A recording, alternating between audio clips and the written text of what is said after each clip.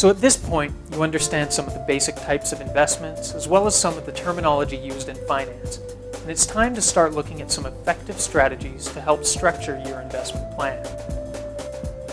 Once you start investing, there are a few major principles to follow. The first is diversification and rebalancing. While some of the investment types, such as stocks or bonds, may sound more appealing to you, it's important to have a diverse selection of different investment types. In simpler terms, diversification just means don't put all your eggs in one basket. To demonstrate this point, meet Sean.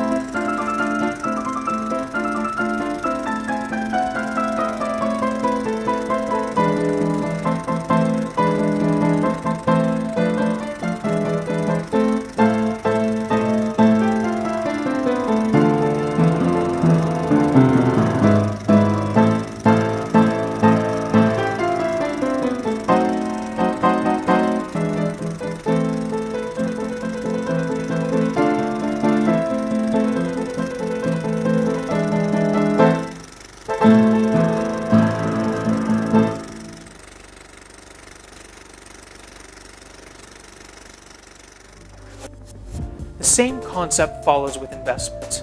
You don't want to put all of your money into one company's stock because doing so is a risky proposition. What if that company does poorly or goes under? Furthermore, you don't want to only invest in just one specific investment type. Instead, you want to have a healthy balance of stocks, bonds, and so on. And even within these particular investments, it's still a good idea to mix it up even further. With stocks, you should invest in diverse sectors such as financials, technology, energy, utilities, pharmaceuticals, etc. If you have bonds, diversify by purchasing government bonds, corporate bonds, and foreign bonds. All in all, you're just trying to lower your risk by having a wide range of investments. Now you'll remember mutual funds and ETFs from the previous lesson. Because they already contain diverse investments, they can be a convenient way to help you diversify. Your investment style and risk tolerance can also change the way that you diversify. For example, high risk and high growth savings traditionally include more stocks, while lower risk conservative savings might include more bonds. Your advisor can help you with this if you need assistance. Now, in a given year, certain investments will probably do better than others, and it's important to try to maintain balance in your investments. Balancing is about ensuring that no single area of your investments is completely out of whack, or that no single basket is getting too full. This means that you're occasionally going to have to sell some of an investment that's doing well, and to purchase other investments that aren't necessarily hitting the same highs.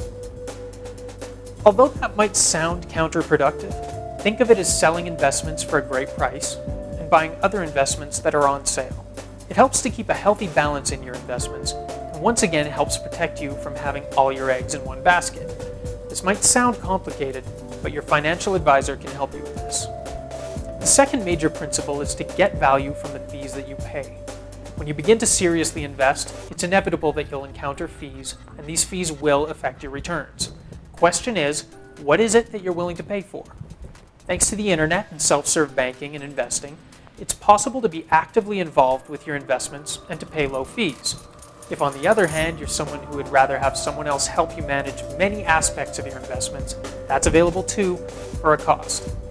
Some people like a gourmet meal at a full-service restaurant, and they're willing to pay for it. Some people are happy shopping for themselves and making their own meals. When it comes to fees, just make sure that you aren't paying gourmet restaurant prices to cook your own meal. Take note of the fees that you pay, and don't be afraid to look around for services that suit your needs. In the long run, fees can take away a surprising amount of your investment returns. For example, if your return in 1 year was 5% and you were invested in a fund with a 2.5% annual management expense fee, half of your return is being paid to the fund manager. Over a long period of time, this can equate to hundreds of thousands of dollars. When you set up your investment plan, Be sure to ask your advisor about fees and how they work, and make a point to ask about lower fee alternatives. Depending on your lifestyle, paying fees to have someone assist you with your finances may be worth it, but just try to make sure that you're getting value for your money. The third major principle is dollar cost averaging, which involves setting up automatic, fixed investment purchases to come out of your paycheck. It's easy to set up, and it's something that you don't have to think about once you have it working for you. Here's an example of how dollar cost averaging works.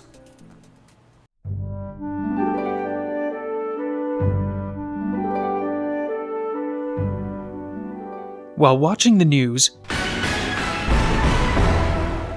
Jack and Jill, the world's most financially competitive twins, became strangely afraid of what they believed to be the impending apocalypse.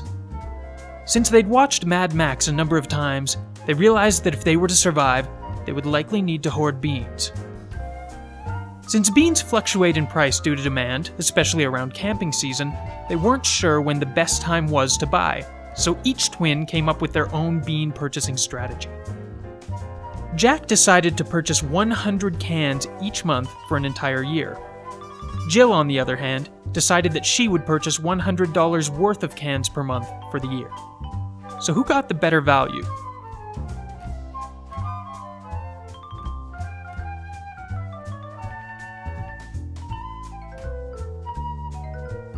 As you can see, Jack not only spent more than his sister, but he also ended up with fewer cans of beans overall.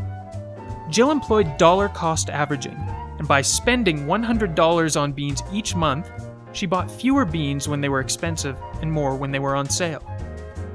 By following this principle, Jill ended up with more beans, more money, and a more secure future in the event of an apocalyptic scenario wherein beans are the new currency.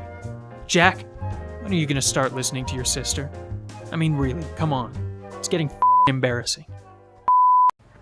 By setting up dollar cost averaging, you're automatically buying more of an investment when it's cheaper or on sale, and less when the investment is at its priciest. You get to be a smart shopper by default. Finally, you may want to use a DRIP strategy, which stands for a dividend reinvestment plan. As you may remember, some companies pay out dividends to their shareholders. A DRIP strategy involves taking these dividends and purchasing more of the company's stock with no additional fee. This is simple to do. Just ask your bank or investment manager to set up your accounts as DRIP accounts, and dividends paid to you will be reinvested by purchasing more of the issuing company's stock. DRIP is an appropriate name for this strategy. If you collect the water from a slowly dripping faucet, you'll be amazed by how much water accumulates over time. So now you know about some of the most effective investing principles. First, diversification. Second, rebalancing. And third, dollar cost averaging. Through strategies like diversification, dollar cost averaging, and DRIPs, you can structure your investment plan in a way that maximizes its potential to grow. Not only have you built a garden, you also have a strategy to maintain it.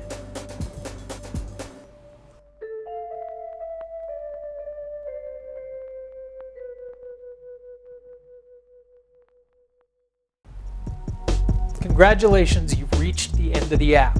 You're ready to start saving by paying yourself first, and if you're ready, you can also begin to invest your money to see a real impact in its ability to grow and work for you.